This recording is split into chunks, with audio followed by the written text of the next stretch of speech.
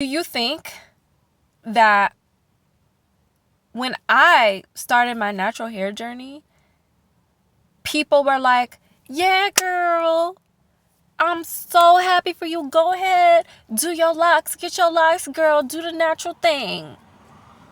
You think that's what happened? That is not what happened. People were like, what you doing that to your hair for? You got good hair. Oh my gosh, that's gonna look weird. I don't know about that. I don't know about the micro sister locks. I don't know. I don't know if I like that. You know what I'm saying? That was not an easy decision. Okay? To say, you know what, I'm gonna go natural and I'm gonna stick with it.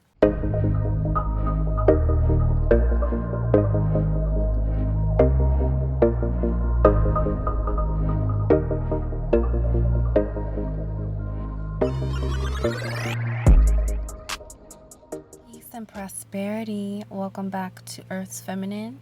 This is Asaya, and this is the channel where you can come to learn all about primal feminine energy, the feminine energy that was once prevalent on this planet before people had been conditioned and colonized out of their true and original understanding of what it means to be a woman. I want to talk about the question of if having or wearing your natural hair is something that makes you seem low value or less than worthy to receive certain kinds of luxurious or high quality treatment from men.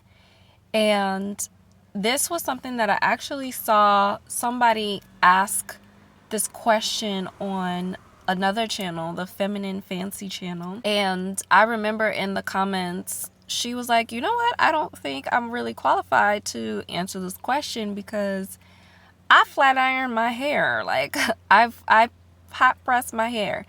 You know, so I was like, you know what? I would love to answer this question, and I would love to talk about this because this is something that I have experienced in my earlier days of doing my inner work, learning more about feminine energy, and attracting higher quality experiences with men. I remember that I was attempting to join a level up group that was run by Shira7 and her YouTube channel. And in the level up group, when I was being qualified to join, because it was something that they had to like qualify you and they would put you into certain tiers, she told me that I had to start off in the lowest tier of the group because I had locks, and only women who have more refined hair types could be in the higher tiered groups. And I was like, you know what?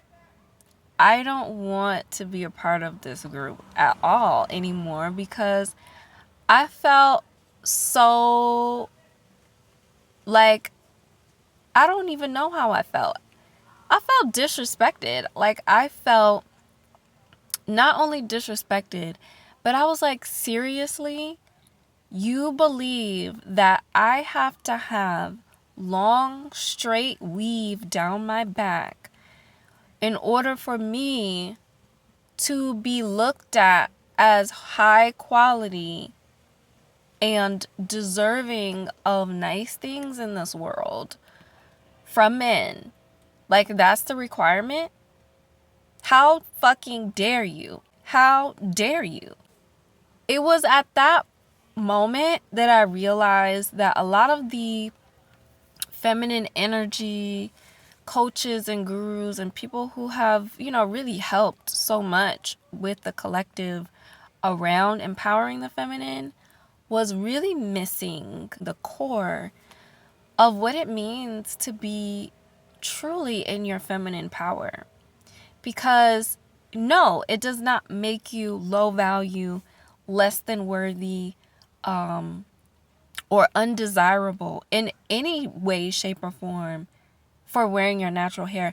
In fact, in my experience in dating and going out and dating again as a single mom, my natural hair has made me stand out. It has made me seem more unique. It has made me actually look more desirable because, number one, when you wear your natural hair, you're allowing the natural pheromones, which are hormones that are secreted from our bodies that send out these signals to the opposite sex that we are attractive, we are fertile. A lot of these pheromones come from our real hair. So when we are choosing to always have in weave, always alter or chemically disrupt the natural frequency of our hair, it's actually programming and signaling to the opposite sex that either, number one, we are not attractive and we're not fertile, and it's just not sending out as many signals, or because you already have so much of the hormone being secreted from you because you are fertile, like you literally are fertile. It doesn't matter what you do to your hair, like you fertile. You are sending out the signal for masculine energy, for men to be attracted and find false and fakeness attractive. You are programming these men to find false femininity attractive. A lot of y'all not gonna like the fact that I just said that, but it's true. Specifically for the men in that group that I was trying to be a part of, they were basing my qualifications to be a part of their group off of men that were so colonized and so conditioned and so programmed out of their own primal energy, out of their own primal instincts, that they actually think less of women, specifically black women, when they wear their natural hair. And I know this is true because my dad was like this my biological dad was like this at a certain point in time. You know, there would be a lot of conversation on my dad's side of the family around nappy hair and your hair is this, your hair is too nappy, you know. And my dad and my aunt, which is his sister, my grandfather, it's like a huge difference between them, right? My grandmother is a dark chocolate,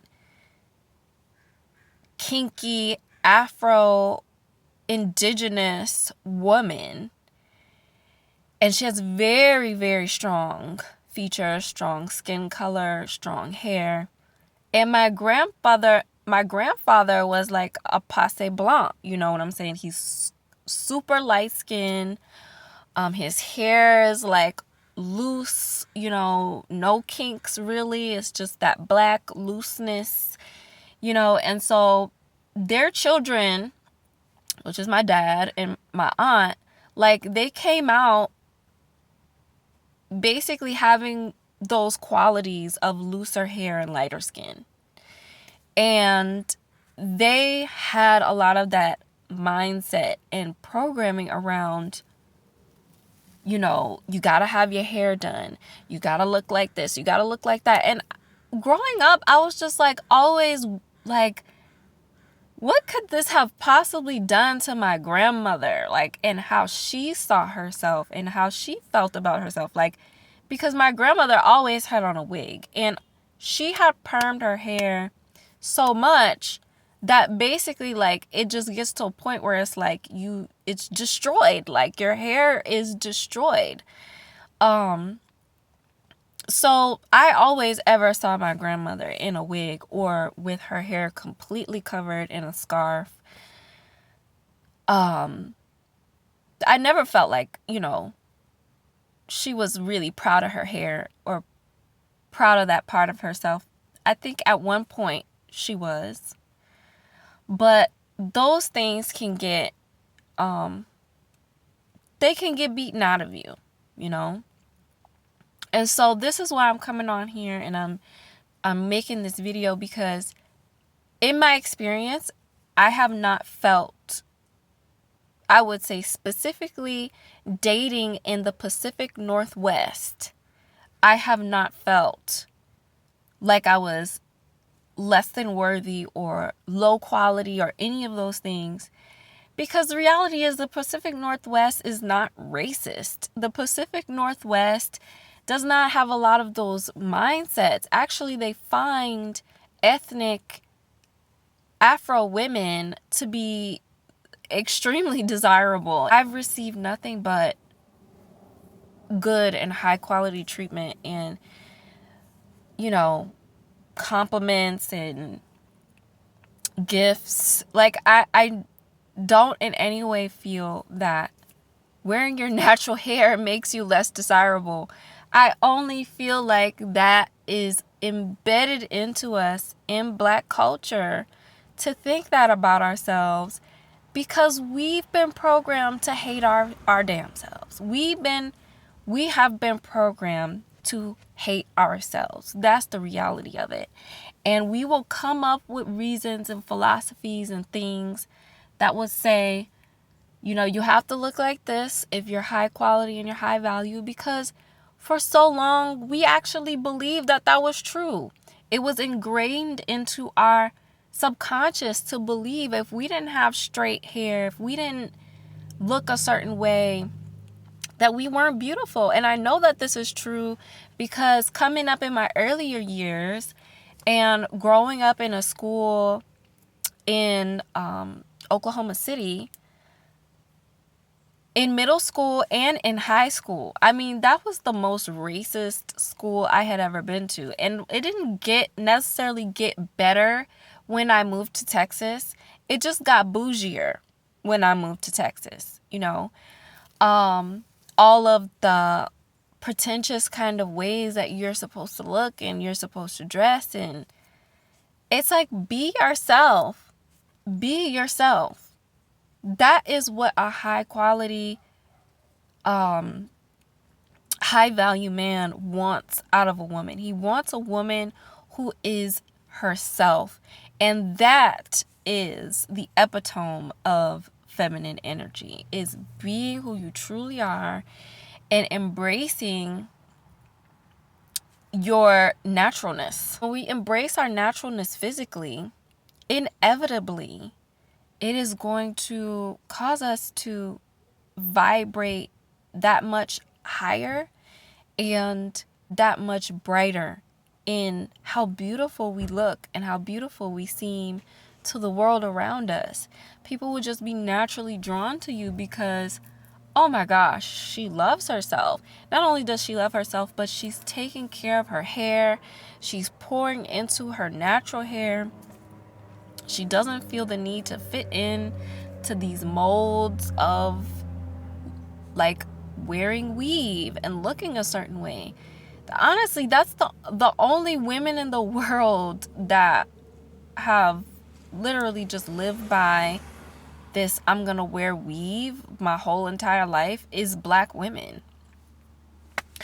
Other women of other cultures, like the only thing that they would really need to do to fit in is just have their hair grow really long. But if you have that 4C, 4A, 4B type of hair, you know what I'm saying? It's not easy. And I understand, because I've also had friends that I grew up with that literally hate it. Like, I have one friend to this day, like, I remember when we were in middle school, that she told me, she said, I'm marrying a white man because I want my children to not have to go through what I went through, basically. Like, in feeling that level of just, I hate myself and I hate how I look. I'm this dark chocolate color that nobody seems to really love or appreciate. And I have this kinky hair that I do have the ability to grow long, luscious, and thick. But because I'm not coming up in an environment where that is loved on and appreciated, all we know how to do is destroy our hair. All we know how to do is make ourselves go bald and ruin this majestic magnificence of our light and our beauty. Like, that our hair represents so much. It represents our regalness. It represents our pride. It represents our, this is all Leo energy, because Leo rules the hair, rules the spine, it rules the heart, it rules the hair as well. So this is, it goes deep, y'all. It goes deep. But long story short, you are worthy. You are even more desirable when you decide to wear your natural hair and pour into your natural hair. You're even more desirable. Do you think that when I started my natural hair journey, people were like, yeah, girl, I'm so happy for you. Go ahead, do your locks, get your locks, girl, do the natural thing? You think that's what happened? That is not what happened. People were like, what you doing that to your hair for? You got good hair. Oh my gosh, that's gonna look weird. I don't know about that. I don't know about the micro sister locks. I don't know. I don't know if I like that. You know what I'm saying? That was not an easy decision. Okay? To say, you know what, I'm gonna go natural and I'm gonna stick with it. So many people were like, yeah, I really don't know why you're doing this, because you have good hair. But you know what? I wasn't thinking about my immediate results of having this long, luscious hair immediately. What I was thinking about is I was thinking about the long-term benefits of me pouring into my natural hair and deciding to go the lock route. That's what I was thinking about. Because when you start locks, they don't look perfect and amazing when you first start them. Okay?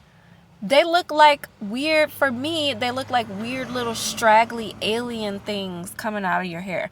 Like, I had to literally style my hair, figure out something to do with it until it grew thick enough to where I was like, oh yeah, this looks like a beautiful little afro of locks. I love it. I had to go through the process and the journey of loving my naturalness and loving how I looked wearing my natural hair. It is a literal detoxing that you have to do when you're constantly wearing wigs. And for me, I started wearing wigs, perming my hair, straightening and pressing my hair by the time I was 15, 16 years old, or maybe even sooner than that. I stopped perming my hair when I started realizing I was getting a little bald spot on the side of my head. I was like, oh, hell no. I'm not about to go bald, and I'm only just a preteen. I'm not even fully developed. So I ended the perms, but I was still pressing my hair. I was consistently dyeing my hair because I wanted to have fun and all these things. Nothing wrong with that. But all of that damaged my hair. Really severely damaged my hair. And it got to the point where I had done so much stuff to it. My hair was super healthy and thick before I got a perm. But then once I did the perms, and then once I did the pressings, and then once I did the dyes, and then I was like, hold up. My hair started getting a little thin. I started putting in extensions in.